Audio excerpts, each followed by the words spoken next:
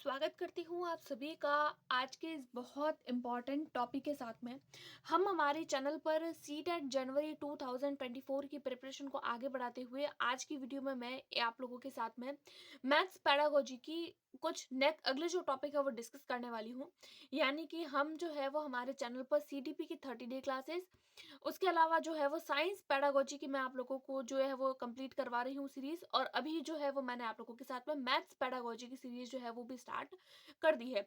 तो एक क्लास इससे पहले मैं आप लोगों के साथ में डिस्कस कर चुकी हूँ। आज का ये जो डे है वो डे सेकंड है, यानी कि अगर आप लोग आज की वीडियो देख रहे हैं मैथ्स पेडागोजी की, इससे पहले आप लोग कल जो मैंने वीडियो अपलोड करी थी उसको जरूर देखिएगा, उसके बाद में आप लोग इस वीडियो को देखिएगा तो आप लोगों को अच्छे से समझ आएगी। और उसके अलावा ये जो सेशन होने वाला है पेपर वन पेपर टू दोनों के लिए इक्वल इंपॉर्टेंट होने वाला है, क्योंकि मैथ्स जो होता है वो पेपर वन में भी आता है और पेपर टू जिनके साइंस मैथ्स है उसमें भी आता है। तो आज की वीडियो में हम लोग क्या डिस्कस करेंगे, तो आज की वीडियो में हम लोग डिस्कस करेंगे जॉर्ज पोलिया का समस्या समाधान मॉडल।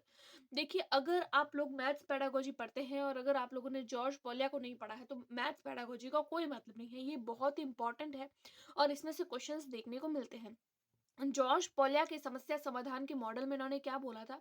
इन्होंने बोला था कि किसी भी समस्या को सबसे पहले हम लोग समझते हैं, अंडरस्टैंड द प्रॉब्लम। देखिए, किसी भी प्रॉब्लम को समझना हर एक चीज के लिए सबसे पहले होता है कि कोई भी प्रॉब्लम जिसको हम पहले समझे, उसके बाद में कि प्रॉब्लम है क्या, ये चीज जब को हमको समझ आएगी तभी तो हम उसकी सॉल्यूशन के लिए उसकी योजना बनाएंगे, उसका प्लान करेंगे, मेक अ प्लान।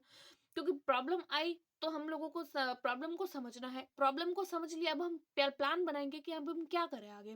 प्लान बना दिया तो फिर हम उसका उपयोग करेंगे उसका सोल्यूशन ढूंढने के लिए, तो हम उसको अप्लाई करेंगे, अप्लाई द प्लान, और जैसे ही हम लोग अप्लाई कर देंगे, अप्लाई करने पर हम लोगों को मिल जाएगा समाधान, मिल जाएगा, हम उस प्रॉब्लम को वेरीफाई कर पाए हैं। तो इस तरीके से चार स्तर है इन्होंने अपने मॉडल में दिए हैं। सबसे पहले हम समस्या को समझेंगे, फिर एक प्लान बनाएंगे, प्लान का उपयोग करेंगे, उसके बाद में हम लोगों को इस तरीके से समाधान मिल जाता है। अब हम देखते हैं एनसीएफ, जो एक बहुत इंपॉर्टेंट टॉपिक है, एनसीएफ 2005 के एनसीएफ के अनुसार गणित क्या है, what is maths according the NCF 2005। यानी कि अगर हम बात करें प्राथमिक स्तर की 6th ईयर से लेकर 11 ईयर की, तो उनके अनुसार मैथ्स हम लोगों को बच्चे को क्यों पढ़ानी चाहिए या फिर मैथ्स है क्या।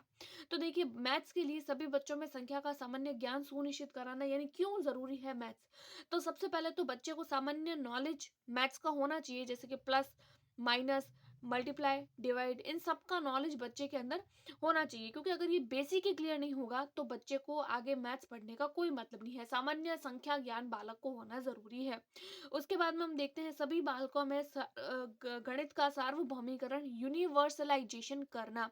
देखिए, ये जो वर्ड दिया गया है ना, यूनिवर्सलाइजेशन, वर्सलाइजेशन, ये जो वर्ड है ना, इस पे आप डबल स्टार लगा दीजिए, क्योंकि ये वो वर्ड है जो आप लोगों को बार बार एग्जाम में देखने को मिलेगा। अगर आप लोगों को कोई भी ऑप्शन दिख जाए मैथ से रिगार्डिंग और उस ऑप्शंस में अगर आप लोगों को ये वर्ड दिख जाए ना, तो आप उसी वर्ड पे टिक करिएगा। आप लोगों को कुछ भी क्वेश्चन भी पूरा पढ़ने की जरूरत नहीं है, ये वर्ड दिख गया मतलब आप लोगों का 100% यही क्वेश्चन होना सही, यही ऑप्शन सही होगा, बस उसमें नॉट नहीं लिखा हुआ होना चाहिए। उसके बाद में हम देखते हैं कि ज्ञान या अध्ययन जो होता है वो मूर्त से अमूर्त की होना चाहिए, की और होना चाहिए। मूर्त से अमूर्त की और मतलब होता है कोई भी चीज जिसको हम नहीं देख पा रहे हैं या देख पा रहे हैं। तो कोई भी चीज, मान लीजिए अगर मैंने किसी भी बच्चे को जो है वो पेन का कंसेप्ट समझाया, तो पेन जो है वो एक तरीके से मूर्त कंसेप्ट है, मूर्त अमूर्त है, मैंने पेन दिखा दिया। अब मैं अगर बच्चे को इस तरीके से समझाऊं कि अगर मैंने उसको पेन नहीं भी दिखाया और मैंने उसके सामने बोल दिया पेन, तो उसको बच्चे को समझ आ जाएगा कि हाँ पेन कैसा होता है। तो ये होता है अमूर्त कॉन्सेप्ट, यानी कि मूर्त जो हम देख के करते हैं, अमूर्त जो हमको सोचने की भी जरूरत नहीं पड़ती, बिना सोचे हमारे माइंड में उसकी इमेज बन जाती है। उसके बाद में एनसीएफ बोलता है कि बच्चा जो है उसको आकार का, मापन का, डेटा प्रबंधन का, पैटर्न का, स्थानिक समझ यानी कि आकृति, जो नॉर्मल बेसिक मैथ्स होती है उसका ज्ञान करवाना भी यूनिवर्सलाइजेशन और जो है वो बच्चे की सामान्य संख्याओं का ज्ञान होना ज़रूरी है। तो ये तो थे कुछ इसके उद्देश्य या फिर डोमेन्स समझ सकते हैं आप लोग। अब हम देखते हैं मैथ्स का संप्रत्यय मानचित्रण यानी कंसेप्ट मैपिंग। देखिए ये जो टॉपिक है ये आप लोगों को पेपर 1 में ज़्यादा देखने को मिलेगा। पेपर 2 में से भी आते हैं लेकिन पेपर 1 में ज़्यादा इसमें से क्वेश्चंस आते हैं। अब कंसेप्ट मैपिंग क्या होता है? तो यह एक योजनाबद्ध रेखा चित्र होता है, यानी एक ऐसा रेखा होती है, रेखा चित्र होता है जिसमें अवधारणाओं के बीच में संबंध को दर्शाया गया है, यानी एक अवधारणा दूसरे अवधारणा से किस तरीके से इंटर रिलेटेड है, उन चीजों को समझाया जाता है।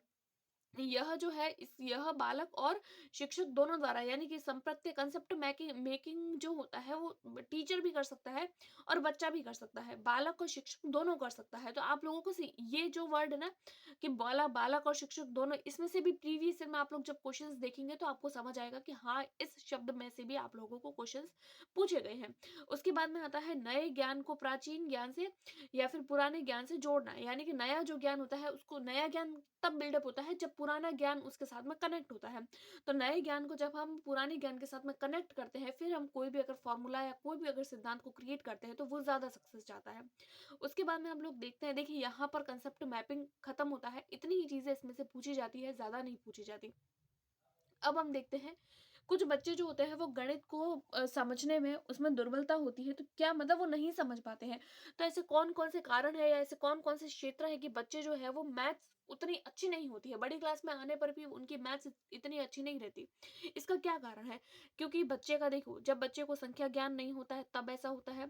बच्चे को जब वर्ग, वर्गमूल, घनमूल ज्ञात नहीं करना आता है तब इस तरीके की प्रॉब्लम आती है, क्योंकि उसने बेसिक ही नहीं सीखा है तो वो अच्छी मैथ्स कैसे करेगा। सामान्य उद्देश्य की प्राप्ति नहीं होती है, यानी कि ऐसे कौन सामान्य उद्देश्य यानी कि जो बेसिक मेजरमेंट होता है वो बच्चे को नहीं पता है। बच्चे को संकेत, प्रतीक, प्रमेय आदि की जानकारी भी बच्चे को नहीं होती है। तो इस तरीके की चीजें जो होती है वो बच्चे को ध्यान में नहीं होती है, तभी जो है वो बच्चा दुर्बलता प्रदर्शित करता है गणित के अधिगम में।